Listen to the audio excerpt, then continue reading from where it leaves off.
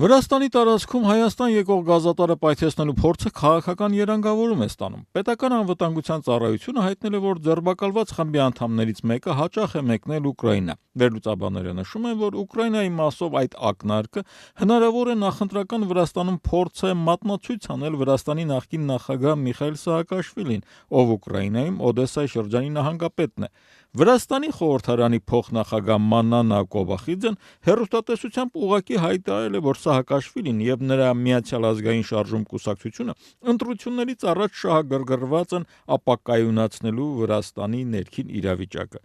Ապացույցներ նա չունի, բայց ասել է, թե նման նենգ պլան Սահակաշվիլիի կողմից լիովին հնարավոր է։ Իշխող կուսակցության ներկայացուցիչները հերքում են ահաբեկչական կազմակերպությունների հնարավոր առնչությունը։ Խորհրդարանի պաշտպանության եւ անվտանգության հարցերով հանձնաժողովի նախագահ Իրակլի Սեսիաշվիլին այսօր ասել է, թե կարող է հաստատել, որ իսլամական պետության խմբավորումների կամ Կովկասյան տարածաշրջանին ասոցացվող ահաբեկչական կազմակերպությունների հետ կապեր չկան։ Նրա փոխանցմամբ եւս պետական անվտանգության ծառայության ներկայացուցիչը ասել է, թե որոշակի կապեր կան Ուկրաինայի հետ, հնարավոր է այստեղ ոմանց մոտ լրացուցիչ հարցեր առաջանան, ես ձեռնպահ կմնամ ենթադրություններից։ Այսքան բան ասելուց հետո հայտարարել է Սեսիաշվիլին։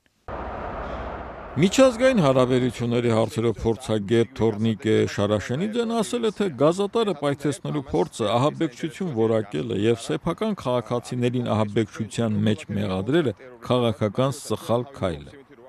Ձերբակալվածներից մեկի փաստաբանը այսօր հերքել է Ուկրաինայի հետ կապերը եւ հայտարարել է, թե իր պաշտպանյալը ու եւս երկու ձերբակալվածներ վահաբիստներ են։ Փաստաբան Մայա Չրելաշվիլին ասել է. «Իմ պաշտպանյալը Բեկա Բեկաուրին եւ եւս երկու ձերբակալվածներ վահաբիզմի հետևորդներ են։ Այդ մասին նրանք հայտնել են քննիչներին։ Ինչ վերաբերում է Ուկրաինայի հետ կապերին, բոլոր ձերբակալվածները հերքում են այդ վարկածը», հայտարարել է նա։ Այդ գործողությունը պլանավորելու շարժառիթների մասին փաստաբանն ասել է, թե Բեկաուրին խոստովանել է, որ ռուս ագրեսորներին տանել չի կարող եւ միայն ցանկացել է պայթեցնել ռուսական բազաները։ Գրուզիա Օնլայնը նշում է, որ Բեկա Բեկաուրին 7 ձերբակալվածներից միակն է,